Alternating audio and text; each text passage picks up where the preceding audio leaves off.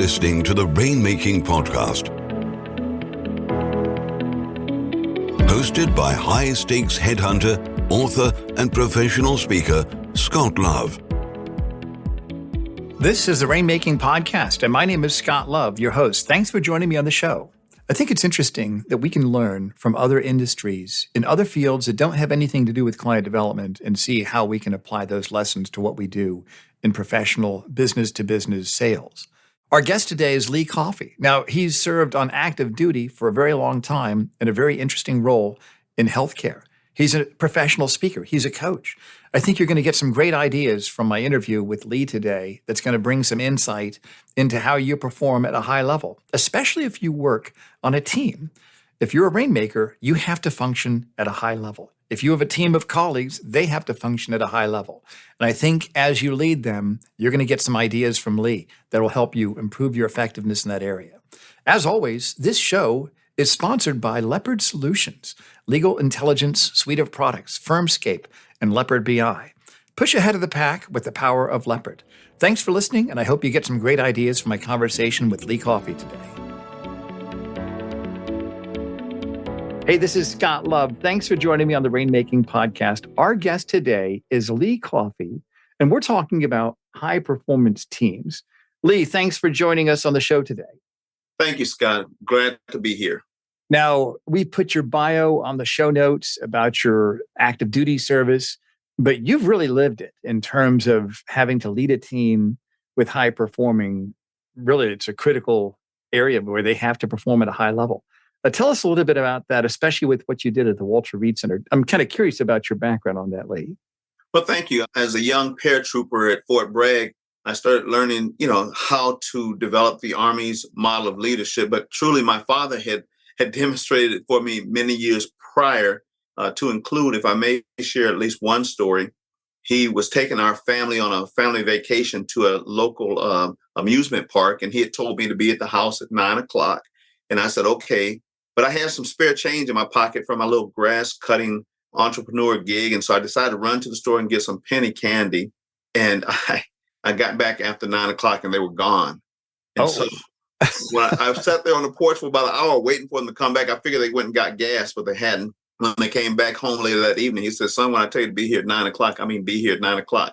So that helped me be on time all the time throughout my military and post-military career. I was truly the youngest surgical intensive care nurse at Walter Reed Army Medical Center back when I worked there. And I loved that experience because it was at the cutting edge of innovation and technology. And we were doing what we call telemedicine, even way back in the 80s. Wow. So, wow. No kidding. Yeah, back in the 80s. And as a young 23-year-old, I managed 17 paraprofessionals. And so I learned to build a team. First of all, they have to trust you. Yeah. And if they trust you, then they're willing to communicate with you. And if they communicate with you, then you can pretty much talk through all the issues you need to talk through. So that's how I began to build my brand as a person who understood building high performance teams is if they trust you, they're going to work for you. They'll follow you pretty much even off a cliff. Yeah, right. And let me ask you this, starting with trust. What is it that people that are leading teams need to keep top of mind? And most of the people that are listening to this show, they might have a small team. They might be at a partner in a firm that has a team of associates, or they might run a small business. So it's a small group. They can't hide in the numbers. What is it that people need to think about really to build that trust with their team?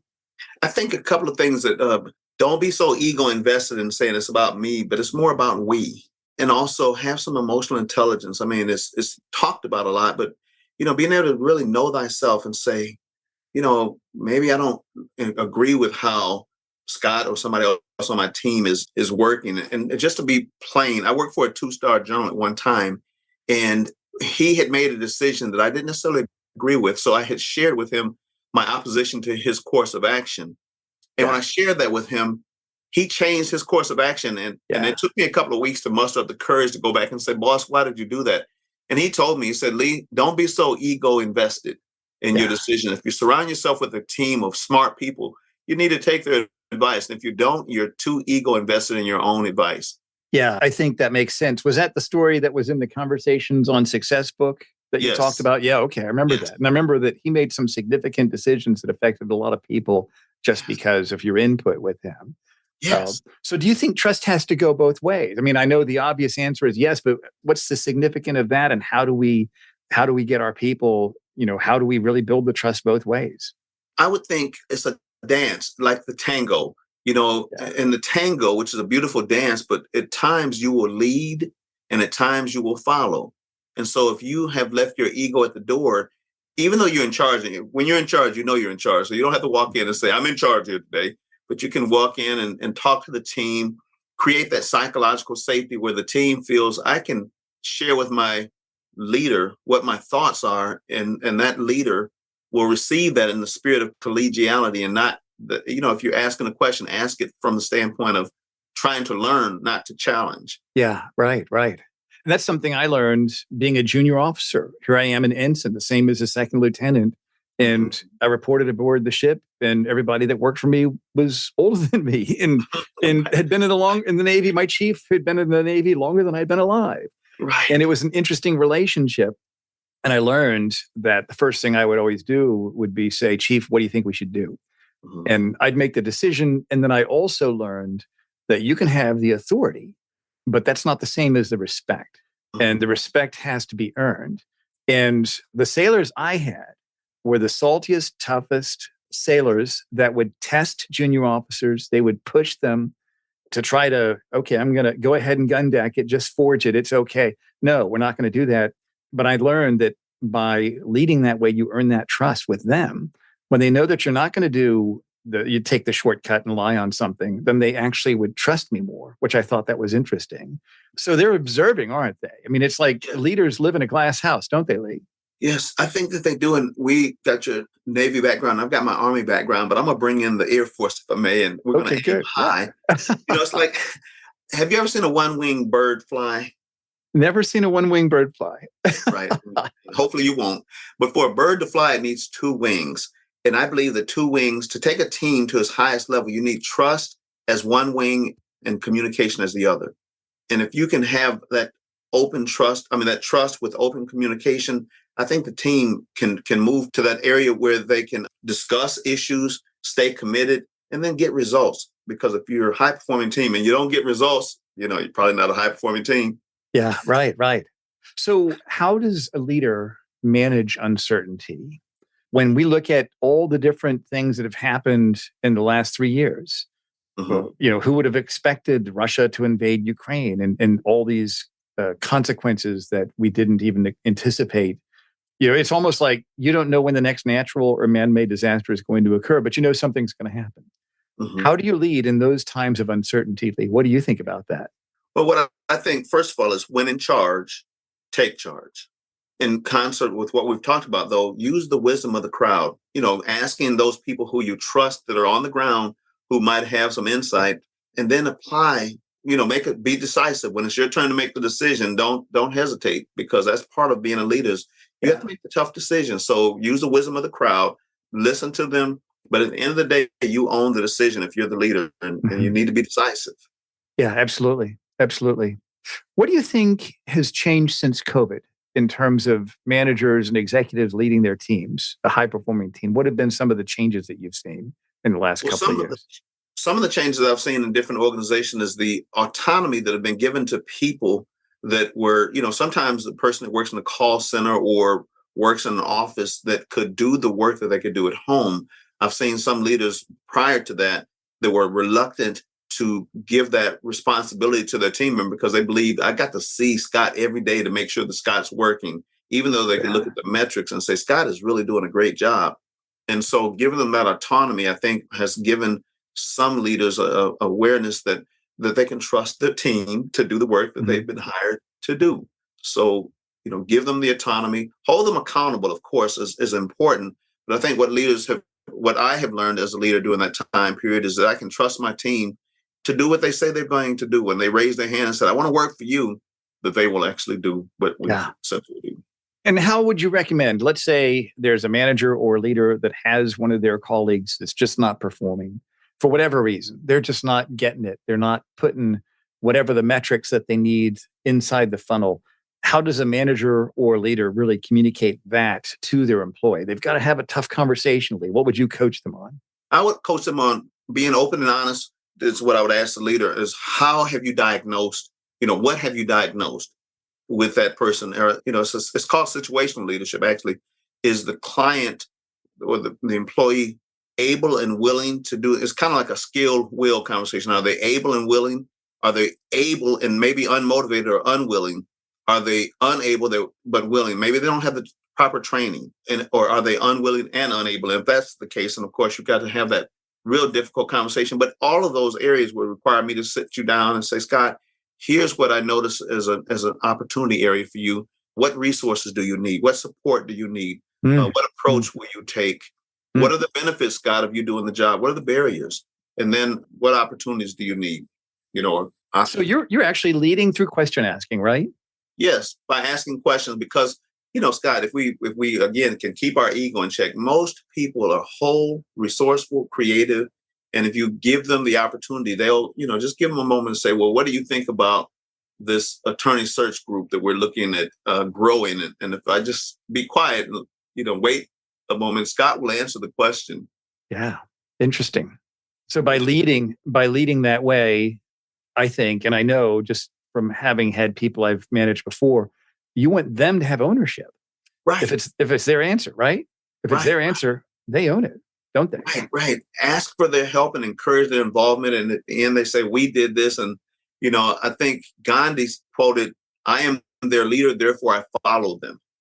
Yeah. Yeah, right. So if you can the challenge that I found and I learned the hard way is sometimes my ego would still get in the way. And I wanted to be, look at how I did it, and as opposed to just delegating the responsibility to the team member. And even though they would do it differently, realize that we all make peanut butter sandwiches differently. Yeah. But if it's still a peanut butter sandwich at the end of the day, it still can be a good thing. So that's great. That's great. Yeah.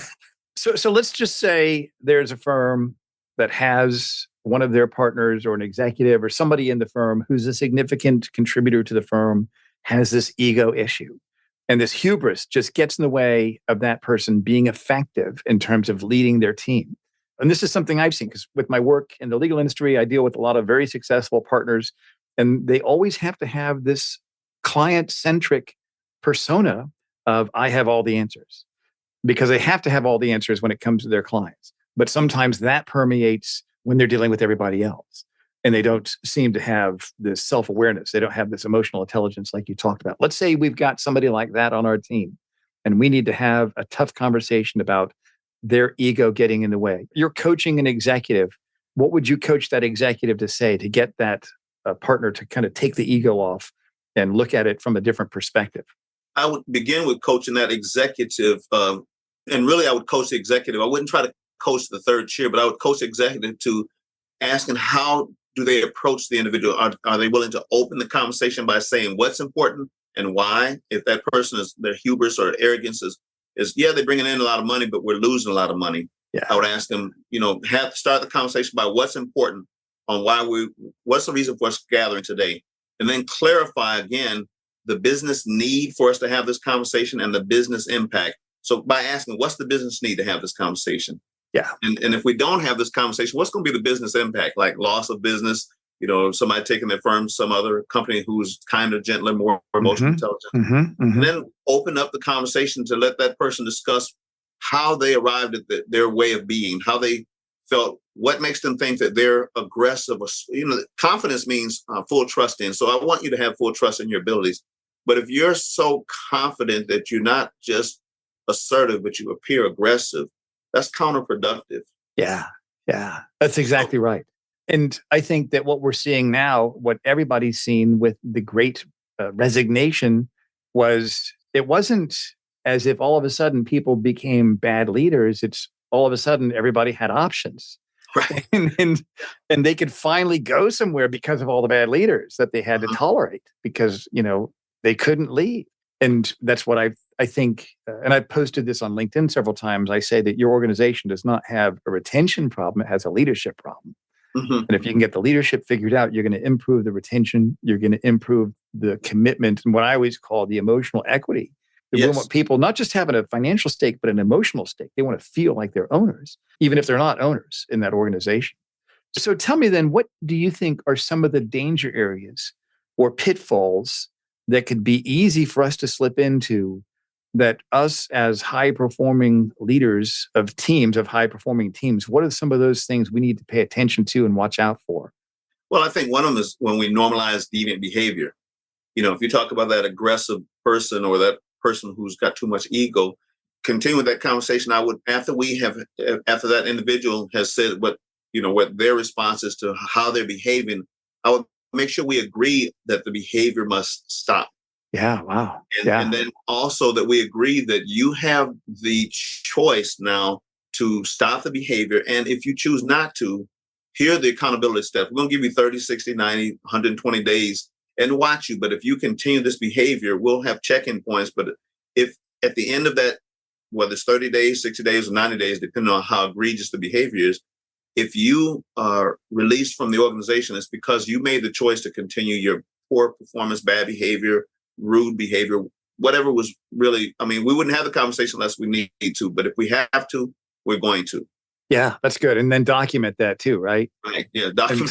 Seek your labor and employment counsel as well. That's right. That's right.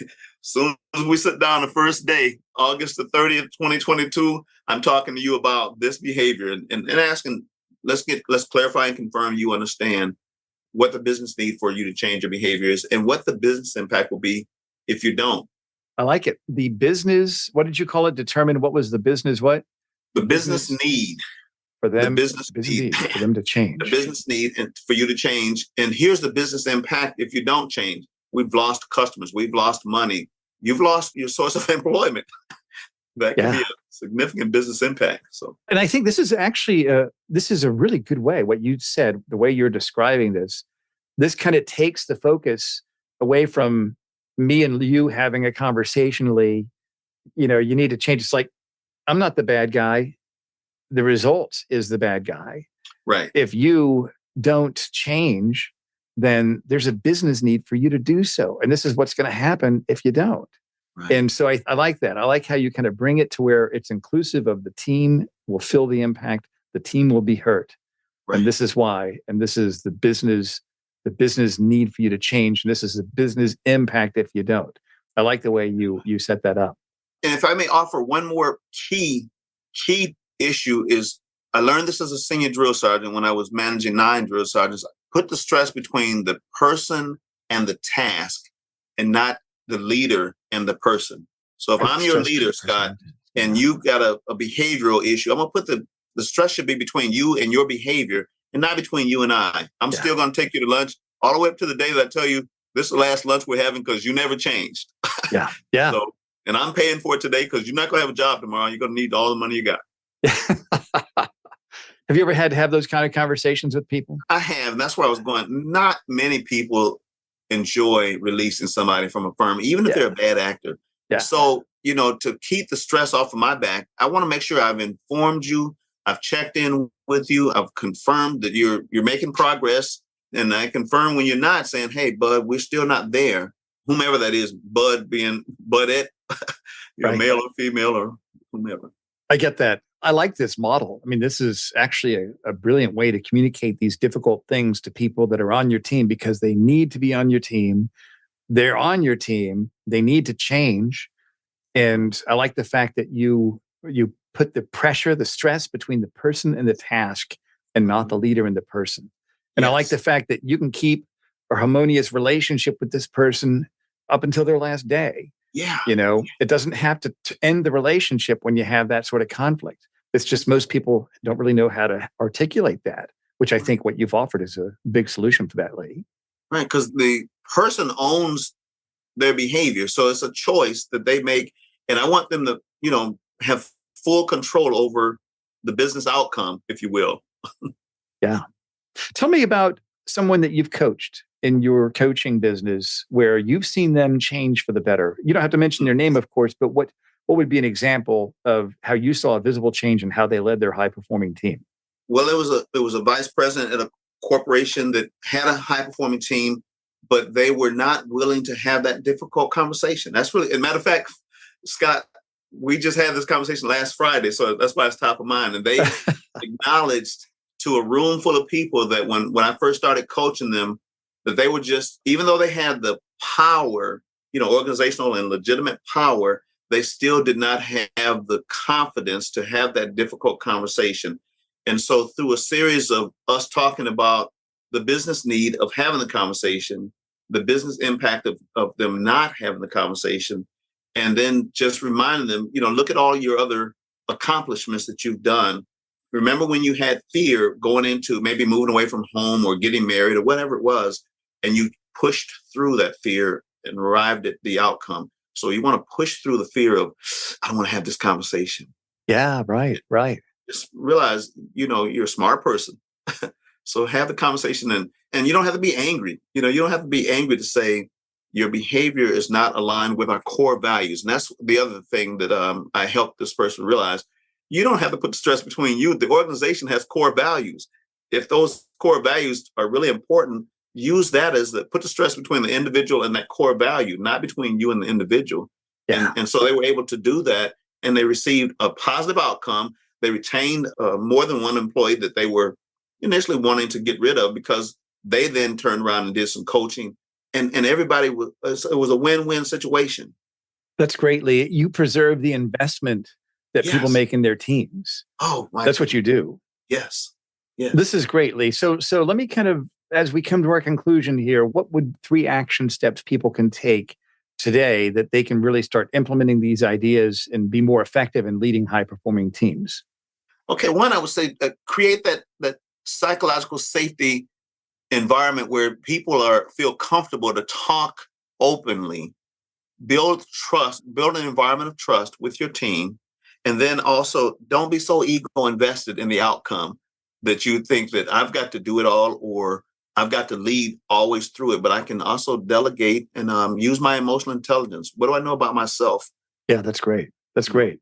Yes. Was that 1, 2, and 3? Because those were. If I go over 1, psychological safety will be the first one. Build that environment of trust. Yep. That's number 1. Number 2 is don't be so ego invested. I get that. That's important. Yes. And then 3, trust your team. Listen, if you're the gatekeeper or final decision maker and you hire the person, you should trust that you hire, you either hire right or manage tough. So you should trust your decision making in the hiring process, because you select, it's a lot of top talent out there. And if you select the right person, then trust that person and empower them to do the job you hired them to do.